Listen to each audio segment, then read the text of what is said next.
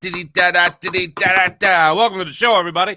My name is Mark Farzetta. This is the Farzetta Show, presented by MyBookie, mybookie.ag. And I'm going to tell you why it's a little extra wonderful and beautiful to have you along for the ride today. Well, first of all, let me just say, we got the Eagles to get into here. Quentin Mitchell, Guantanamo Bay. Apparently, A.J. Brown's on Guantanamo Bay. Like, somebody get me off of here. We got that to get into today. Nick Sirianni has our phrase. He's got the new phrase. Now, keeping the main thing is always going to be the main thing, that we keep the main thing, because that is the main thing. Let's not forget that. Never forget that. However, this year, I heard something from Nick Sirianni that I have never heard before. And I got to say, I love it. Do ordinary better. Do ordinary better. People say that Jalen Hurts speaks in terms of a high school guidance counselor's office poster, motivational poster. Like, you can do it. Be determined. You know, whatever. And it has like a picture of a bee. I don't know. But anyway, that's really Nick Sirianni as well. When you think about it, these guys are all about keeping the main thing the main thing. They should be on the same page. They should be buddies, as they are now, apparently. But yesterday I heard Nick Sirianni say, we try to do ordinary better. And I'm like, that's one hell of a slogan. You really got to let that sink in for a second. Essentially what they're saying is do the little things. And what started out as a question about a little bracket drill they were doing in practice yesterday, or at camp 2 days ago, I should say. Nick Sirianni said, yeah, that's just one of those things that you do, and it starts out as a contested catch drill, and then it just kind of evolves and it helps us do ordinary better. And there's one fascinating thing Nick Sirianni got to in the midst of this question that, by the way, this answer to the question that went on for about 2 minutes was Saquon Barkley's no-look leap, the reverse hurdle, the whatever, backwards hurdle. That he pointed out what Jalen Hurts was doing on that play, that it never dawned on me. And I went back and I watched it after Nick Sirianni did this, said this, and I went, oh, wow. I didn't notice that before. Like, I knew it was a check down, but I didn't realize 1, 2, 3, 4, 5, 6. That's pretty damn good. So we'll get into that conversation. We'll also get into Cam Jurgens' interesting comment yesterday about how far along the defense is. I'm sorry. I thought the defense had all the questions with the new players and all that stuff, but nope. They're all good. Offensively speaking, new install. Now I understand it's a new coordinator, but he's a coordinator that was here. He's a coordinator that's worked for Nick Sirianni. He's a quarterback that's been here for 4 years already. This is all very interesting. Or 5 years now. So this is all very interesting. But Cam Jurgens says that the defense is far ahead. Now, normally, this is the case. Like in preseason play, early goings of the season, the general school of thought is that defenses are going to be so much farther ahead than offenses. Cam Jurgens seems like it's not just farther, it's miles ahead of the offense. We'll get into that. Phillies lost as well, but I'll tell you why it's particularly great to have you along for the ride today. For those of you that have watched me for a long time, you guys know that I love my morning espresso. I love to have my morning espresso. As a matter of fact, I can't understand why people drink coffee. Like, I like how you don't just have espresso and then have more water throughout the day. I don't know.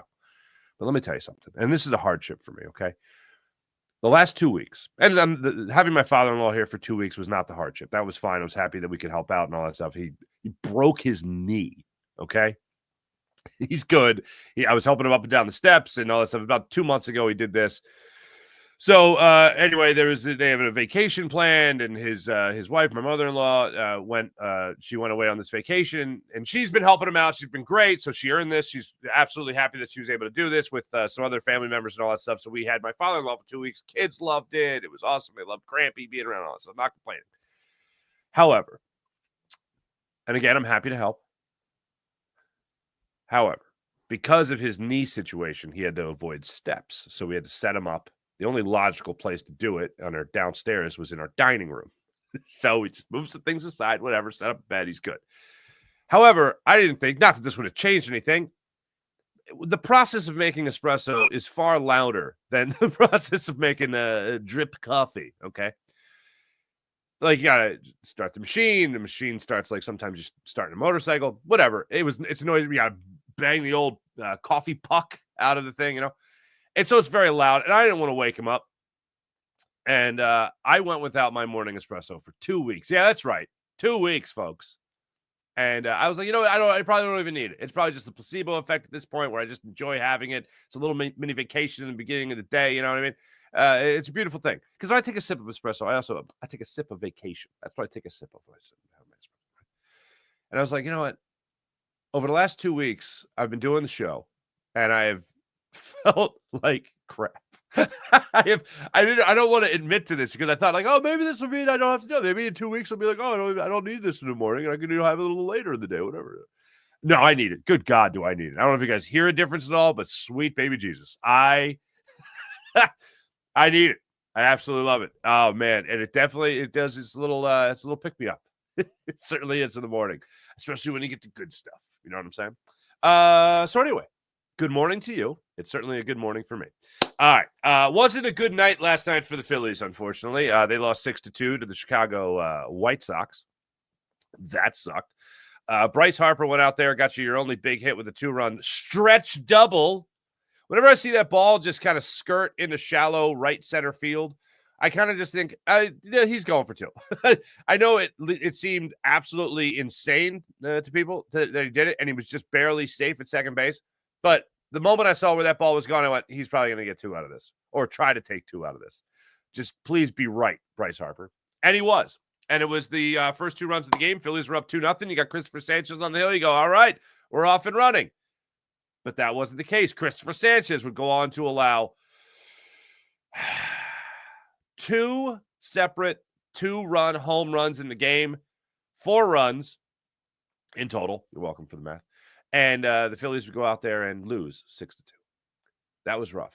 Why all of a sudden Max Lazar can't pitch more than I guess the phrase now is up downs. Why can't he have an up down anymore?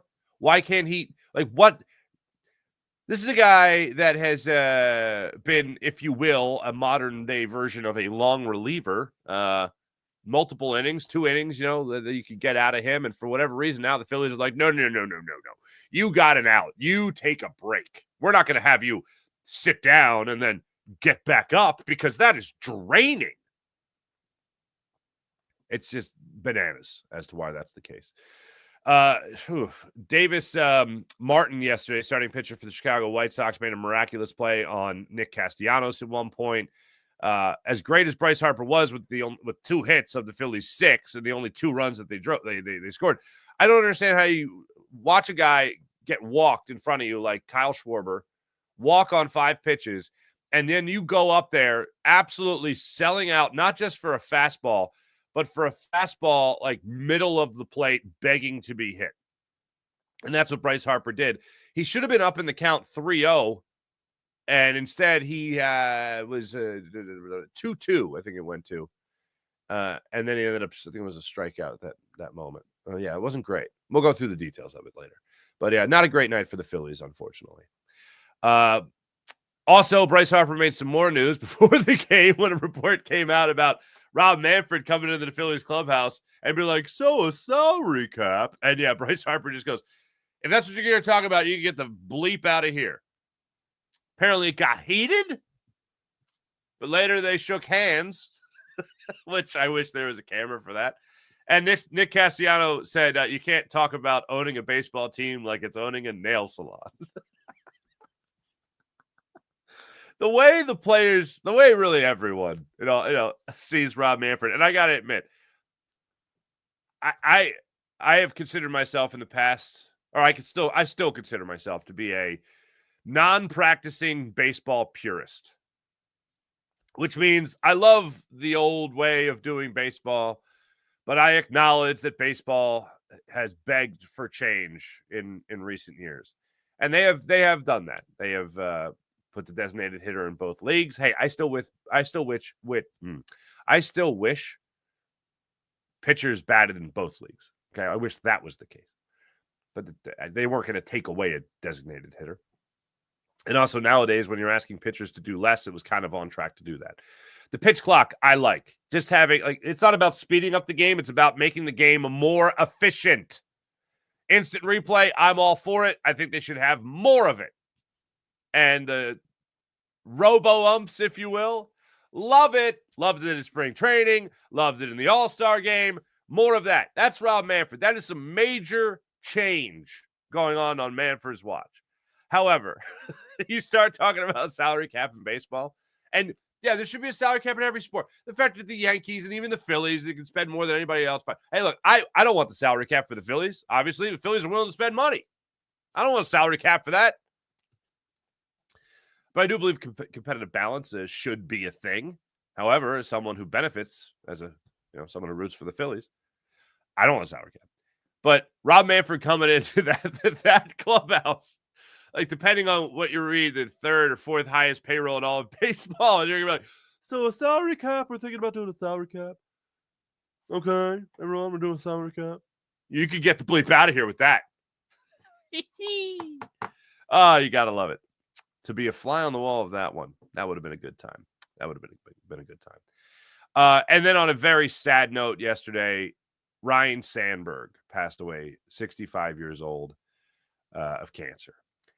I saw a social media, but we also saw a social media post some time ago of him looking good and feeling like maybe on the other side of it, and unfortunately, it came back. And his wife was there with him. His kids were around with him. His grandkids were around him. He was traded from the Phillies in 1981. So my whole life, he had been like the guy that got away. And I had just heard everything about, oh, man, there's Ryne Sandberg. And then, like, even when Chase Utley was coming up, like, oh, this guy's the Apollo. Now, obviously, defensively, we're not talking about the same stratosphere as Ryne Sandberg won 9 Gold Gloves. But this is the apology for Chase Utley. Or, excuse me, this is the apology for Ryne Sandberg. These are the baseball gods apologizing that Ryne Sandberg was traded and all that. But going back and watching footage of him and just what a dominant player he was at second base, and the way a second baseman can hit home runs, is this allowed? That kind of thing. And then listening to Kyle Schwarber last night speak about just kind of like the respect that he had in the clubhouse and the respect that he was around with the Cubs and all that when Kyle Schwarber was coming up through the organization. You just knew that the guy carried that kind of respect. His time as the Phillies skipper was. The Phillies weren't great in general. And I know they were in that transitional period, and Charlie Manuel gets fired. Ryne Sandberg gets elevated. It was a really odd time. And I remember when Ryne Sandberg just called it a managerial career, I just remember thinking, this guy started out in like low A ball for the Cubs and worked his ass off. As a Hall of Famer, by the way, like this guy should have been just like gifted a job anywhere in Major League Baseball as a manager if he wanted it. Wasn't the case. He was like, yeah, all right, I'll go down to low A ball. I'll work my ass off. I'll really go through the ranks. Came to Lehigh Valley to get that opportunity at AAA. And then I think it was less than 2 years. He goes to, I think it was Chase Utley's, or no, it was like Phillies casino night or something like that. He's walking around, having himself a great time by all accounts. Says goodbye. I remember Larry Boa being like, I was just talking to him last night. And then the next day, it's like, hey, Ryne Sandberg quit. Like, what? What? Huh? And I just remember thinking like, wow, all that work that he did to get to this point. And it's just gone like that. And then he goes back to Chicago. Doesn't manage, but he's involved in the organization. And just the Cubs fans out there in Chicago just get to love up on him, and I'm glad he got that time to go back there and just be the leader and be Rhino as they knew him out there in Chicago. So, and really the nation. But just incredibly sad to hear that yesterday during the game, news breaking that he had passed away. So, condolences and thoughts and prayers and good vibes to his family. Man, that's not on my worst enemy, obviously. being at press conferences when Ryan Sandberg was the manager of the Phillies when he got hired, I just remember thinking this is going to be a tough order for the Phils. For him, this is a team that is losing that good juju. And he's going to be a hard-nosed man. We all knew what he was going to be. He was going to be a hard-nosed manager, an old-school manager. I remember the first spring training practice, people talking about just like, are we really out here this long, working this hard? Like that, unfortunately, does not work with a lot of Major League Baseball players. And unfortunately, that Phillies team for those 2 years was one of them. But I just remember thinking this is going to be a tall order for a guy that demands perfection. And if you were a great player, this is true about a lot of great players. It is hard to communicate with guys that do not know your greatness. And I don't mean they know the back of your baseball card. They don't they have to Google you on Baseball Reference. But I'm talking about guys not understanding how you can convey the point, or you not understanding how you can convey the point. Like, you just do it. Like Ted Williams, like Magic Johnson, Wayne Gretzky. These are all sub 500 coaches. For albeit as brief a career as they might have had as coaches, it's just hard to be like, what do you mean you just don't know? You just do the thing. I don't know how to do that thing. That's why you're great.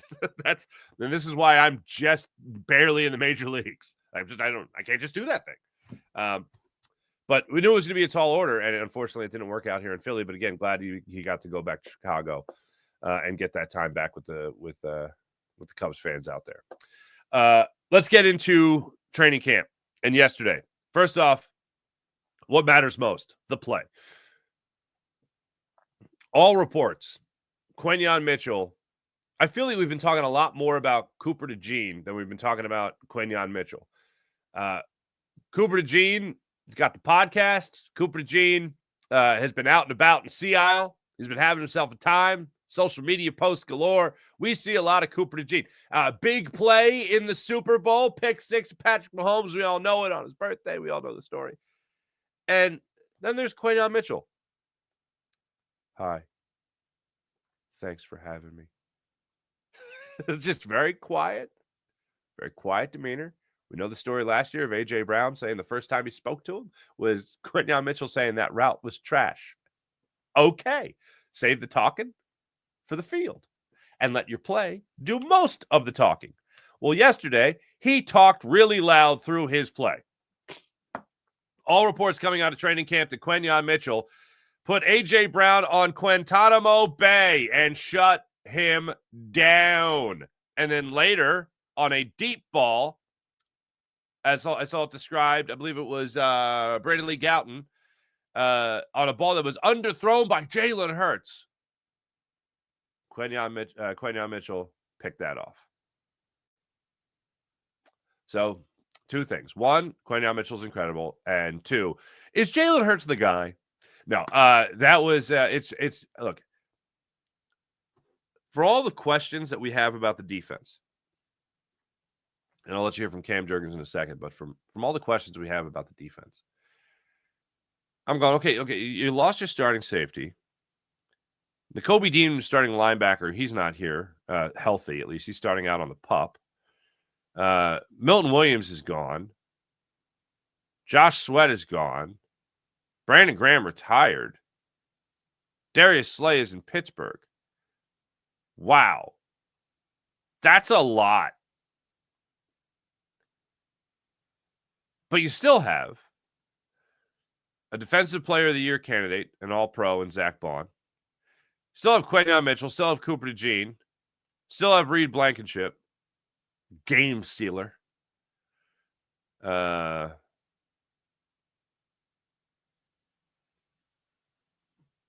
are some pretty good players. Oh, how dare I? Still have Jalen Carter on this defensive line. Thinking all secondary and linebackers. Still have Jalen Carter on this defensive line. Still have Nolan Smith here. You got a lot of talent on this defense. The talent on this defense should make things easier for anybody else that's coming in, whether that be a rookie like Jahad Campbell or that be a veteran like Adoree Jackson. competing for an outside spot with Keely Ringo.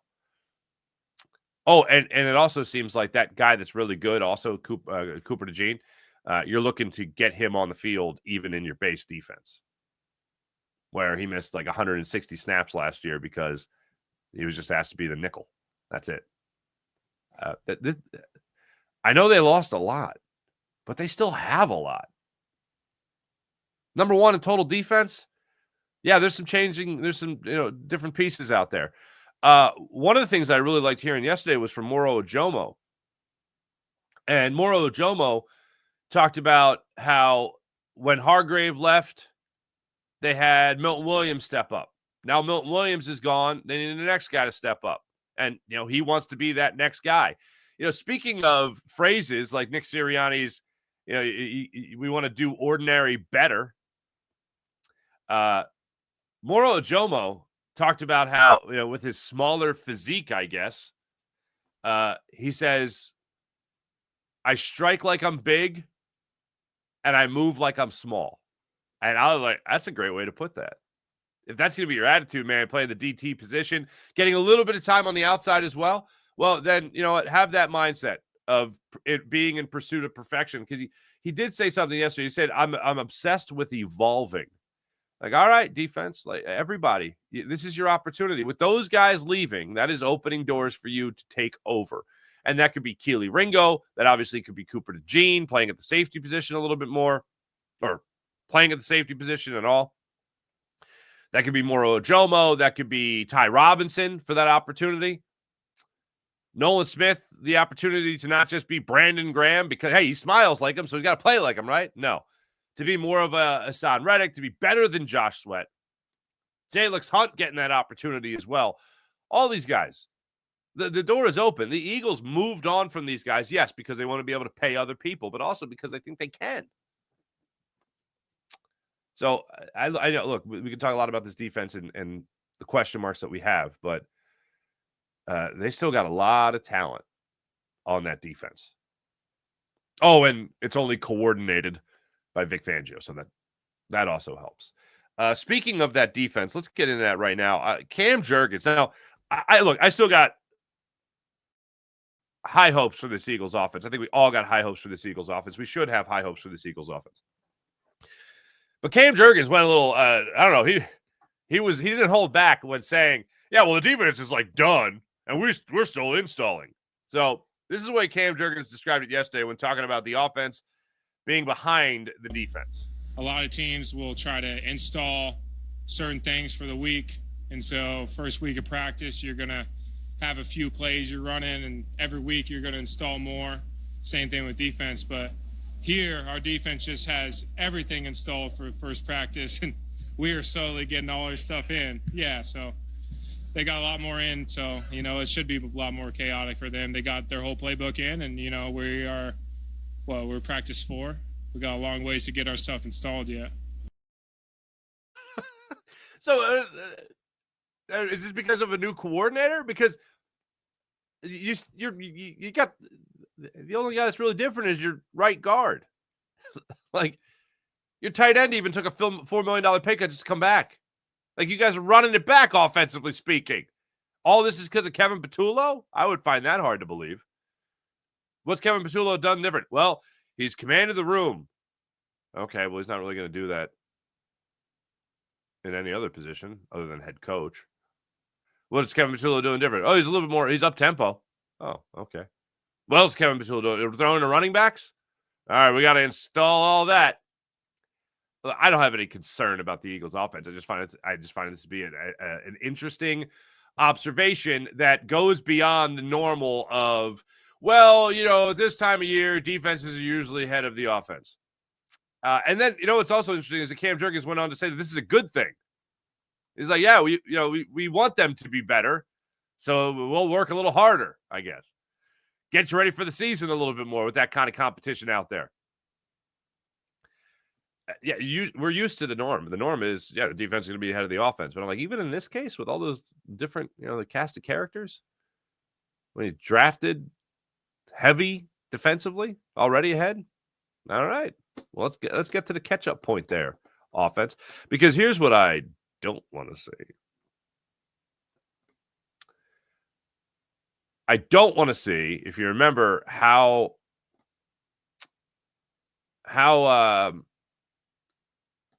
herky-jerky would be the way to describe it.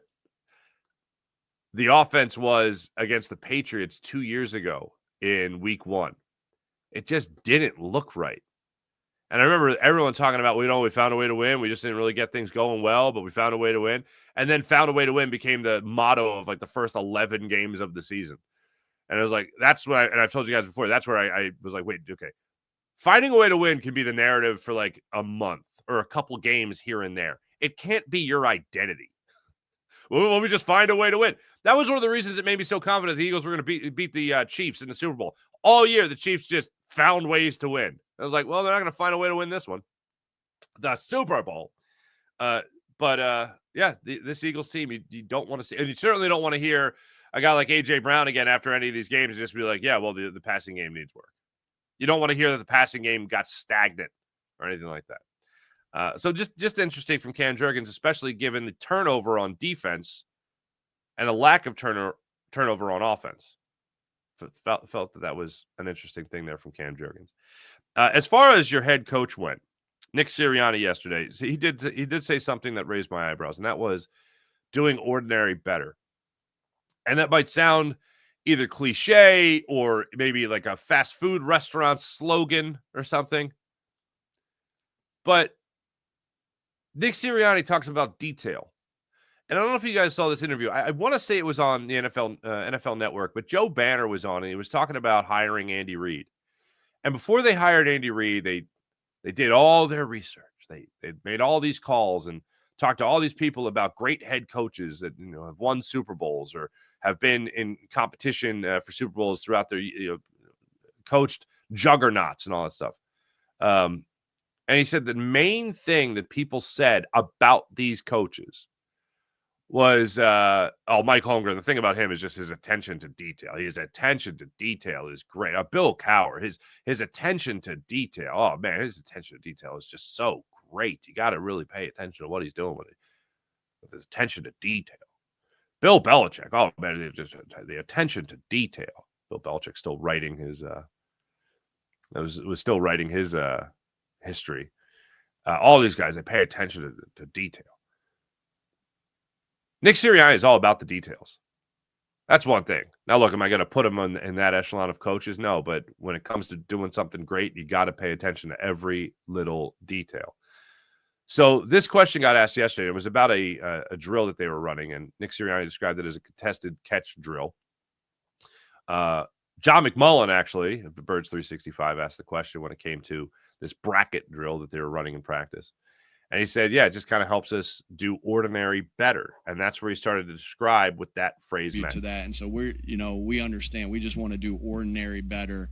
And that's always going to be what wins football games. We also know that when you tackle as good as us, and we did, and take away the football as good as we did, or that other teams are going to prepare for that. So we better be even better at tackling. We better be even better at taking care of the football. We better be even better at taking the football away. So those are the designs of all those different drills that we try to do and try to get better at those things, and not say, hey, we were a good tackling team, do everything the same. No, how do we get better at that? And if I want our team to continuously strive to get better, even when they're on top, like they were last year, then I better be doing the same thing as the coach. Your culture starts with your actions, and they got to see me doing the same things. And for all reports, he is doing those same things. But think about that for a second. This also goes in the same category of, I've never heard a team talk about winning a Super Bowl as if it was a hindrance more so than the Philadelphia Eagles. And that's not just Jalen Hurts in his locker, as I've mentioned many times before, being like, well, everyone's ahead of me now because they're already, in their off-season workout regimens and schedules and all that stuff. And I was busy winning that damn Super Bowl. Oh, now I'm behind. But it also goes into Jordan Mailata being like, we're not the defending champs. We're not defending anything. Last year was last year. This year is this year. Nick Sirianni was asked yesterday by Elliott Shore Parks. Nick Sirianni was asked about Elliot asked him, hey, why haven't you talked about, hey, defending your title? Why isn't that the mindset? Why are you going a different route? And it's like, because that's resting on your laurels. That's saying, we've accomplished something. He goes, this isn't boxing. It's not like you're the defending champion. You wear the belt, and then someone's got to beat you for it. No, you got to go through a whole season again to even get a chance to get back in that Super Bowl and win it again. There's a long way to go. It's the picture of the valley and the mountaintop. It's like, we're down here. Here we are down here. And we want to go way up there. But you got to watch each step along the way. Details. Check every box on the way up. That's what you want to do. I feel like I went cross-eyed when I was down there. Am I cross-eyed right now? No? Okay, anyway. That's the way that plays out. So really love what I heard from the coach yesterday. Also, some X's and O's type jazz as well. Tyler Steen getting first-team reps. All of them. Nobody coming in taking Tyler Steen's job. Just not getting there yet. They're competing in other drills. Nick Sirianni talked about how you guys don't see some other stuff that's going on. So anyway, the only thing that matters is at training camp on a day with pads, Tyler Steen got your first team reps. Drew Makuba came up with a bit of an injury, but nothing too concerned about. He's not going to talk about injuries during training camp, which is pretty much the norm with him. I love when he goes, oh, Bob will get you that. Bob Lang, PR extraordinaire. Bob will get you that. And Bob's just like, I'll get you that.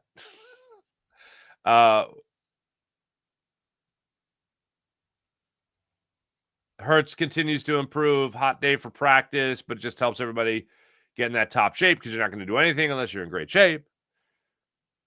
He was asked about Jalen running more. He was asked about Saquon's workload.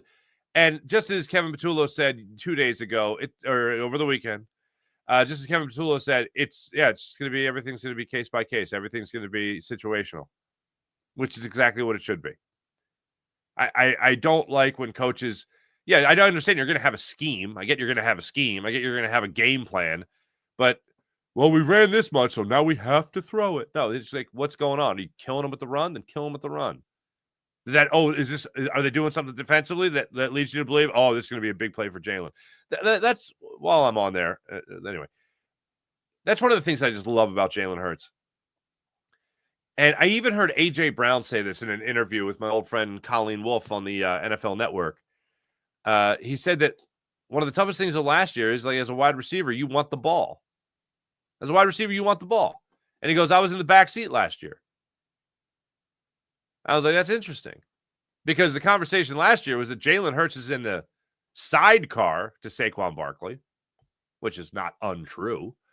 But, man, you mean to tell me that you got Saquon Barkley driving, and then in the sidecar of the motorcycle, you got Jalen Hurts, and then I guess there's a back seat to the sidecar, and in the back seat, maybe two of them, it's A.J. Brown and Devontae Smith. That's a pretty souped up motorcycle, if you know what I'm saying. That's pretty damn good. When I heard A.J. Brown say that, I was like, oh, yeah, if Jalen's in the sidecar, then he is in the backseat, I guess. But I love that. Oh, we're identifying that we have something historically awesome in Saquon Barkley behind this offensive line. Yeah, let's do that. Let's run that play. And that's where this is getting off the point, but the reason I thought of that is because the guy that's kind of making that decision is Jalen Hurts. That's Jalen Hurts looking at the defense going, no, we're going to do this. Or, this is going to work perfectly. Kind of love that. So, yeah, loved a lot of things I heard from Nick Sirianni yesterday, talking about Moro Ojomo, what he had to get into. Cam Jurgens, back-wise, still limited, but says he's feeling good. I going into the NFC Championship game and the Super Bowl, said it felt impossible physically to play all week, but he played. And he said he looked around and said, well, this guy's banged up, that guy's banged up. What am I going to do, not play? No, I'm going to play. So I absolutely love that. Said it was the worst pain he ever had to play through with the back injury. Said Steen's doing great, taking big strides. You're really starting to see it. Talked about Moro Ojomo improving a lot. Said he was like a little pest. Loved hearing that. He was like a little pest, but now he's putting it together. Also, I love this. Practice doesn't count unless you have the pads on. if you don't have the pads on, it's fake. He's like, so stop tweeting stats, Elliot. Hey, Elliot with the stats, man. I love it. I absolutely love it. And plus, it helps that like Jalen Hurts didn't throw an interception in training camp to like the last throw or something like that. And then he won the Super Bowl MVP. So yes, training camp stats matter. Drew Kendall playing some center. That's cool. Grant Calcaterra talked about running a little bit more motion, which I find interesting, considering that was a Kellen Moore wrinkle. Patullo really being good at commanding the room. Talked about how great it is to have Dallas Goedert back, even though they're the same position. They are very close. Just looking to be a complete tight end. Jahan Dotson yesterday talked about how he was added to the Eagles. He was added to the Eagles on August 22nd. They had a preseason game, and he didn't play in that preseason game. It was the final preseason game. So he felt like all year he was playing catch up. So this year, Jahan Dotson, Penn State's own Jahan Dotson. No excuse this year. I'm going to make it happen. Motivational. Chemistry improved with Jalen Hurts. Told a story. I always love these when a quarterback is working out with the receivers in the offseason. Like, I love those stories, right? Well, of course, Jalen Hurts lives in Houston with his parents. No, but with his parents. No. And Jahan Dotson knew he was down there. So Jahan Dotson was going down there. And he texted him. He's like, hey, man, I'm going to be down here if you want to get together. Oh, they got together. They were running some routes. So we'll see that come to fruition hopefully this season. Azeez Ojulari, happy to be around his Georgia guys again. He's tight with Josh Uche. Talked about Jordan Davis being a freak athlete. They were also around each other when Jordan Davis said he was at his skinniest at Georgia his sophomore year. And the goal for Azeez Ojulari, who has just been, unfortunately, dealing with injuries throughout his entire career, his goal this year is to play 17 games. So we'll cross our fingers that happens. And that is what's going down with your Philadelphia Eagles right now. Your Philadelphia Phillies. Look, I think even the most optimistic Philadelphia Phillies fan realizes that, now it's time for the bat to go cold. Cool. They hit 3 home runs against the Yankees on Sunday. They lost that game. Yesterday, they got 1 big hit. They got 6 hits in total. They got a stretch 2-run double by Bryce Harper in the 3rd inning.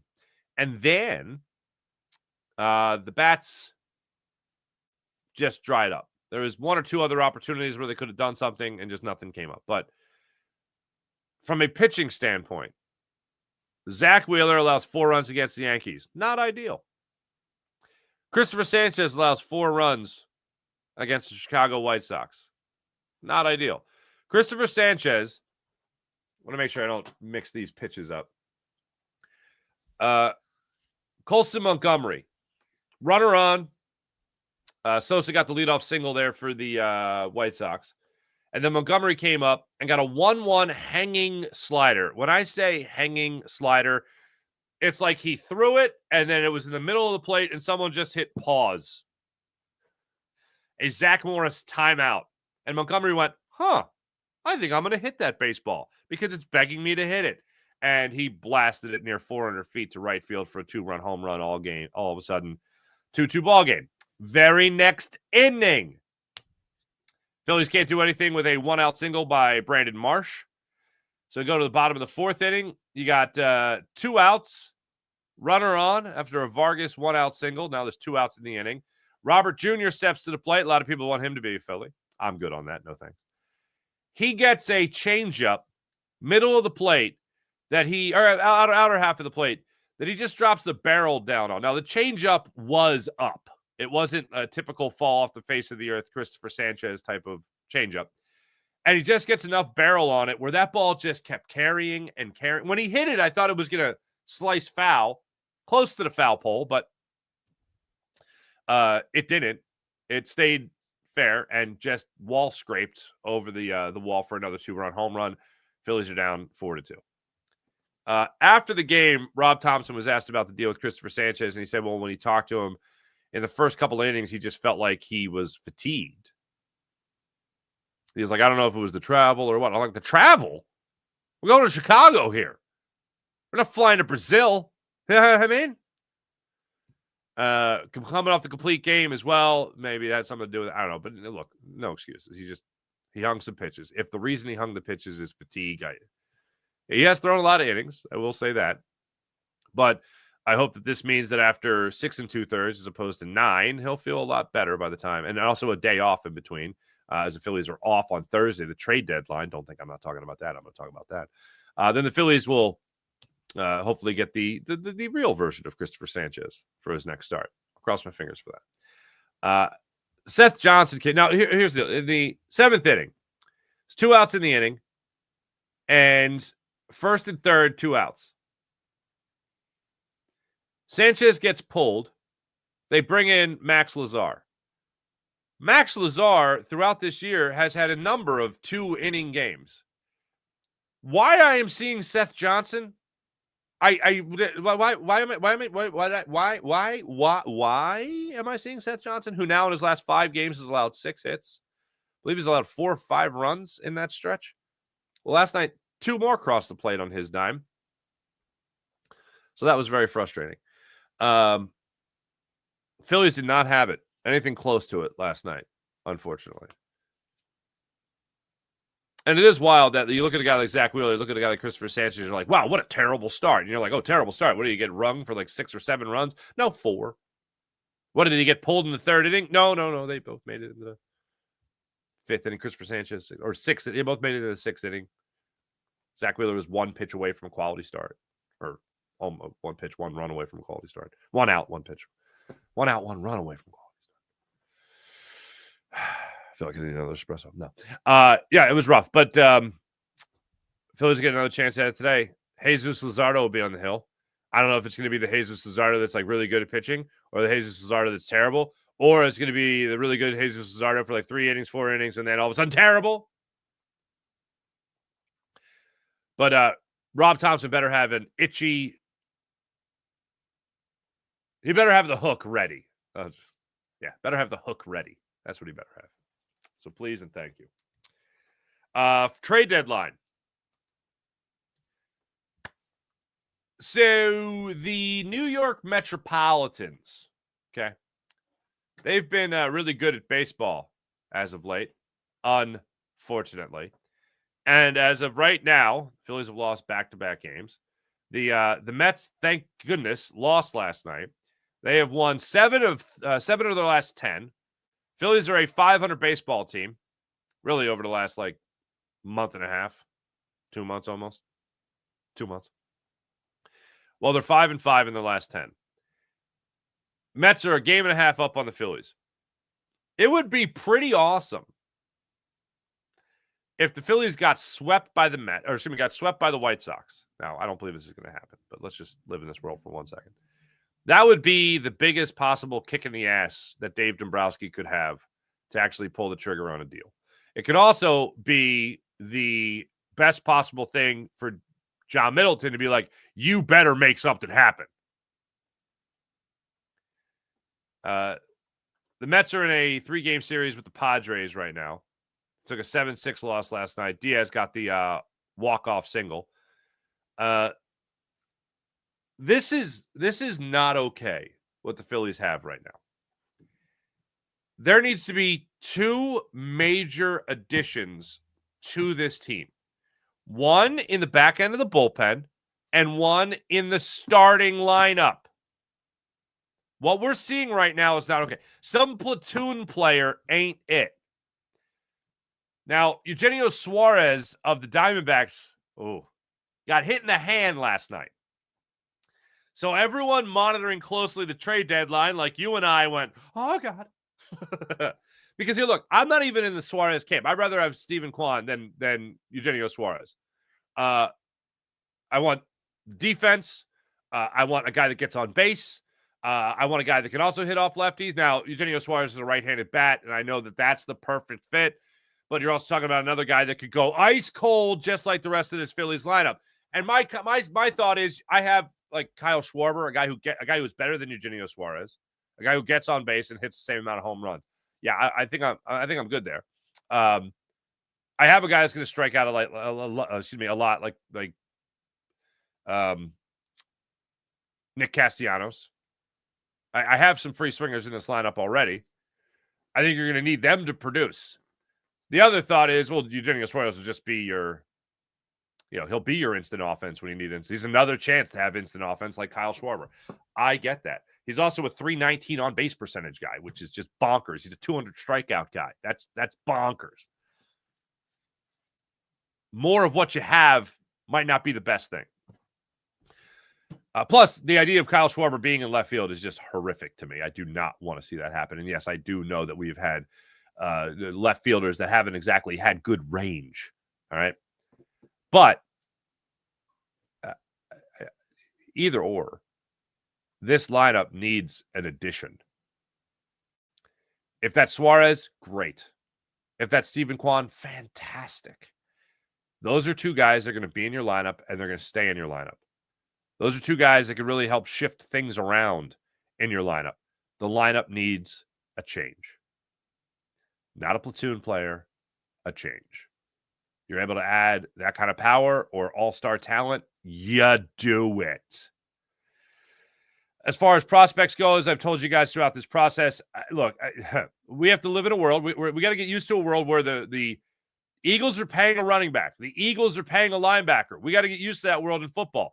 In baseball, the Phillies are paying people. People want to come here because John Middleton's like, how much? Okay, you're here.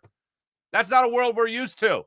So prospects for me, although great, are not the necessity. If you're willing to go out there and sign major talent, then you'll miss the prospects a little bit less. I'm not saying they don't matter. They certainly matter. I would like to see Justin Crawford stay here in Philadelphia. I'd like to see Andrew Painter and Aiden Miller and Mick Abel even stay here in Philly.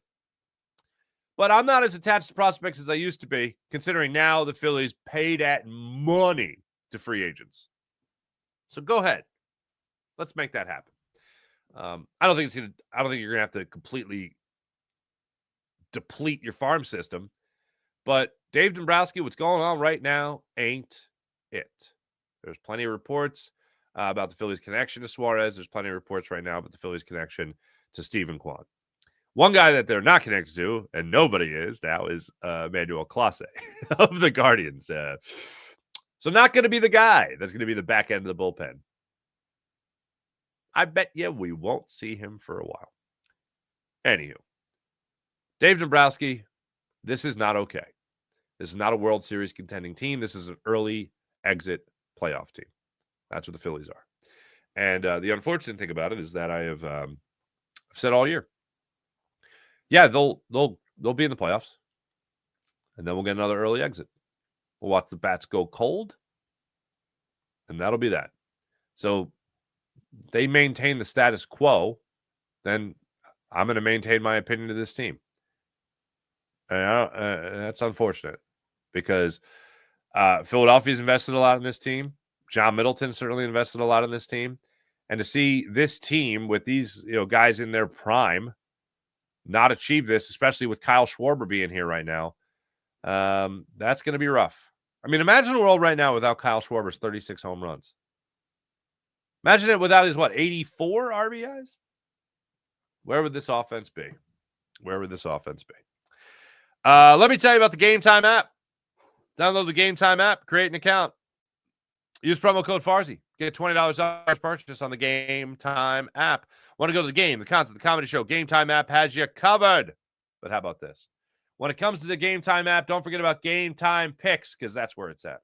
Game Time Picks allows you to filter out all the fluff and get right down to it, the best seats at the best prices on the Game Time app.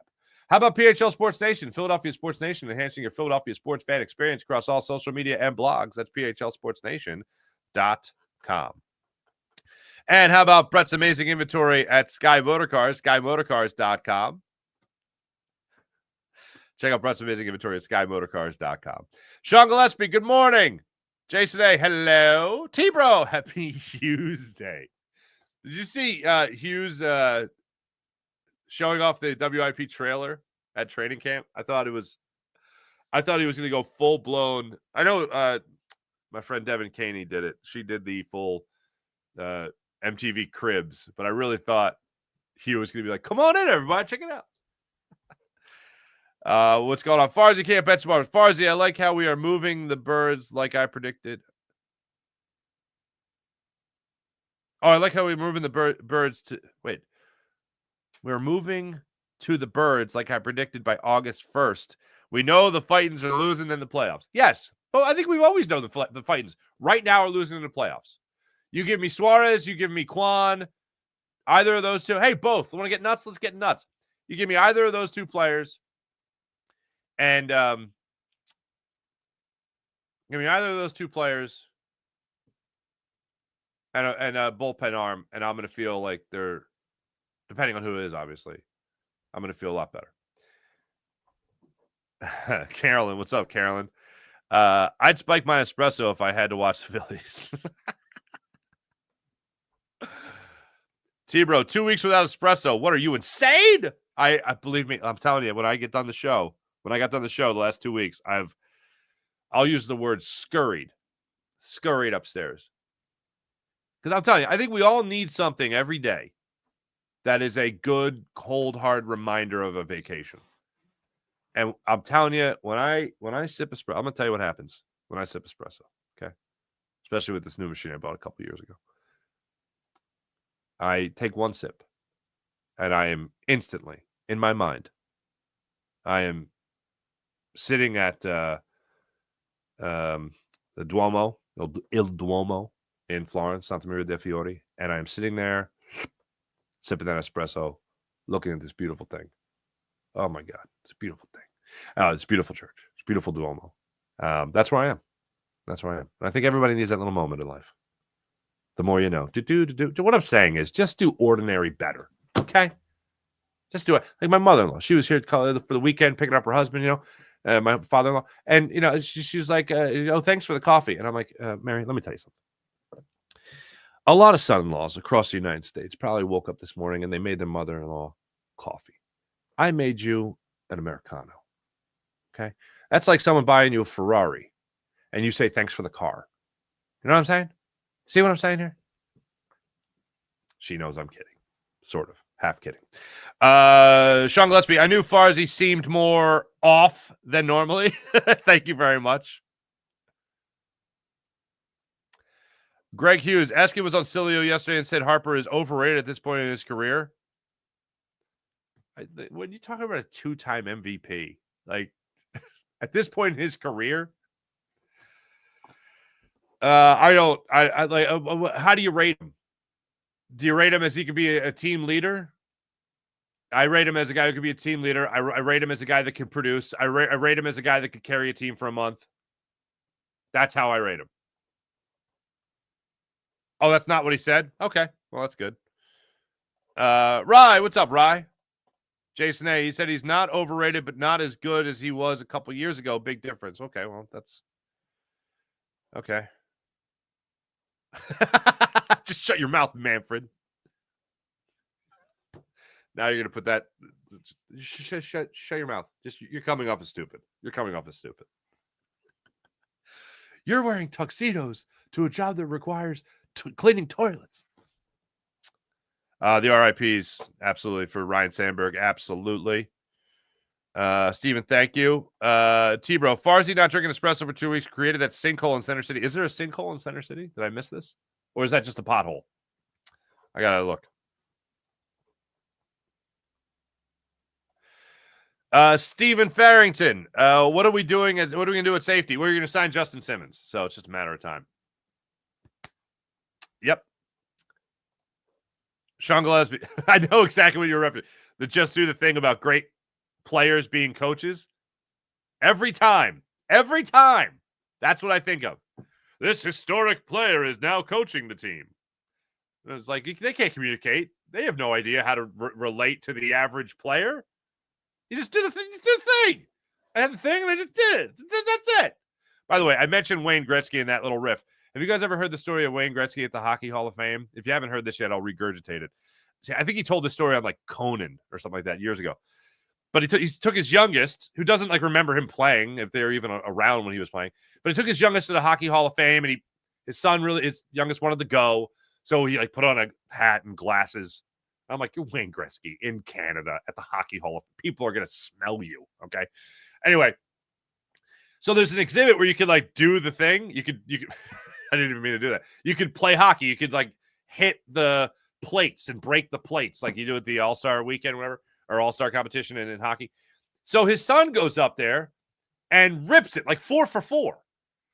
So Wade's like, wow, how about that? And he goes, Dad, you try. He's like, no, son, I don't want to do it. He's like, no, you try.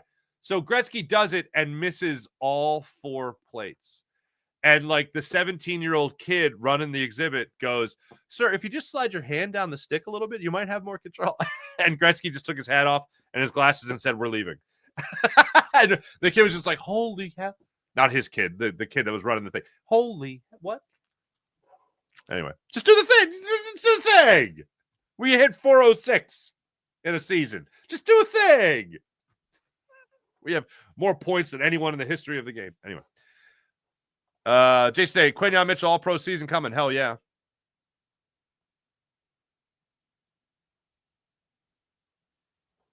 Jen, what's up? Off topic, but this is the last best shot for the Sixers and Embiid. I agree with that.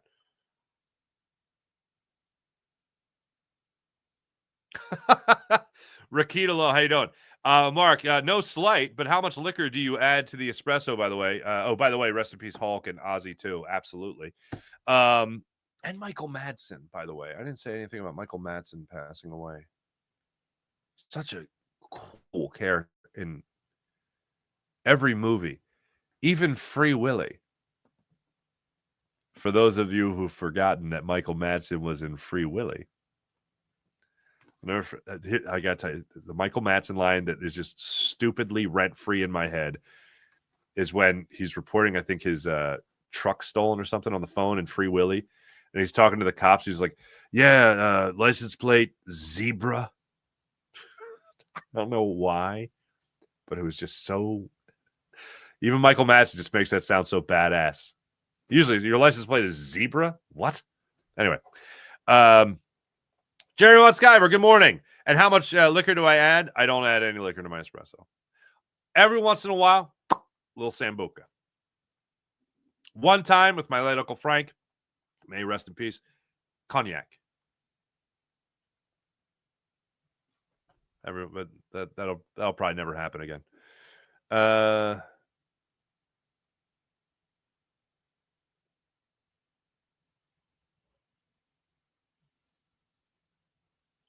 Pads at Jags today? What? I may just be old, but are these kids' shoulders made of glass now? Oh, shoulder injury and all that stuff. Yeah. No, you're not old. It's just ridiculous. It's like, is there any other position in sports that is just completely different now? Like, I know power forwards don't exist anymore in basketball. But it's insane. I watched the Facing Nolan documentary on Netflix for Nolan Ryan, and that was awesome. That was absolutely incredible. But it's like, yeah, just do it. Like, my wife walked in when I was watching it. She goes, oh, is that Nolan Ryan? I go, yeah. And she goes, how old did he pitch? I go, like 47. And she goes, why don't pitchers just do what he did? And I'm like, if only it was that simple. If only it was that simple.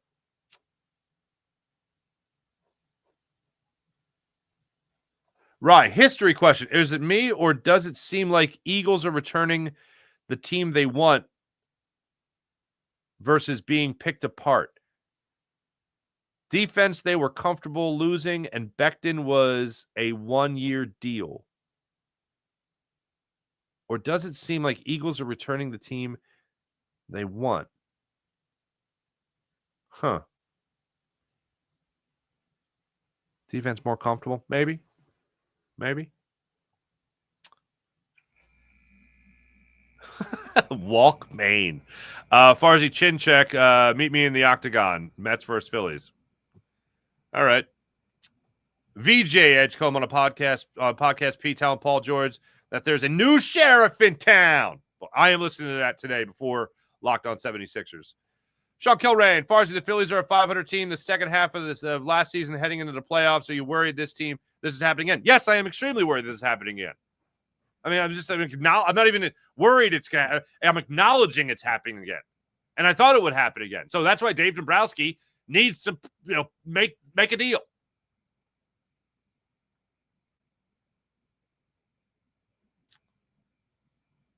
Jeremy Von Skyver, Painter, and Crawford off limits. Dump everyone else. All right.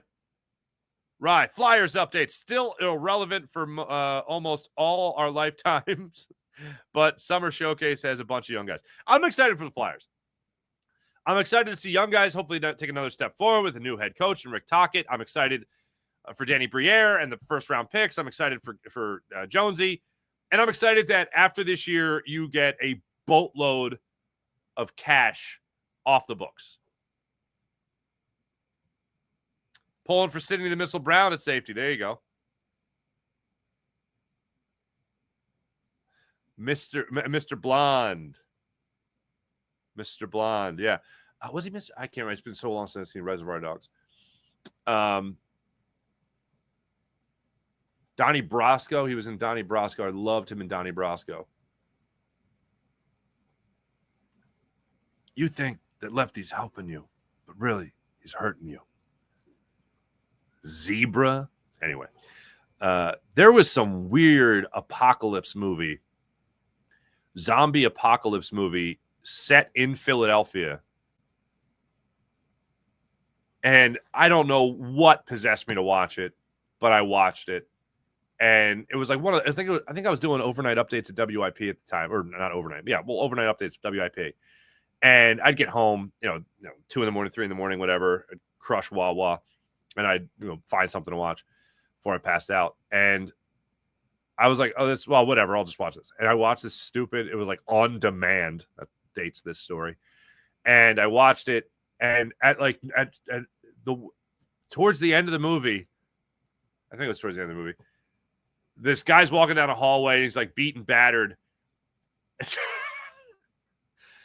And you see these footsteps walk in, and they the guy puts his foot on the guy's back, and the camera pans up. And out of nowhere, it's Michael Madsen in this D movie that I can't even remember the title to. And it's just Michael Madsen just standing there like, what do you think you're doing here? Like one of those things. And it's like, oh, that's the bad guy they were talking about through the whole movie. It's Michael Madsen. If you have Michael Madsen on set, you use him more than a scene. Anyway. Do I believe in Jake Elliott's toe, says Texas. Hell yeah. Let's keep it going. Thanks for everybody in the chat. You guys are great. As per usual, Morning Rush brought to you by Sky Motorcars, SkyMotorcars.com. Phillies a game and a half behind the New York Mets after they fell last night to the Padres. Phillies are back at it tonight, 7:40 against Chicago White Sox. Jesus Luzardo against Jonathan Cannon. Both coming to tonight's game with a 4.58 ERA. Luzardo 8-5 on the season. Cannon 4-7. That's the way that goes. Thanks for watching. Thanks for listening. My name is Mark Farzetta. This is the Farzy Show presented by MyBookie, MyBookie.ag. Coming up right now, Birds 365 on Jacob Media. So make sure you guys like and subscribe.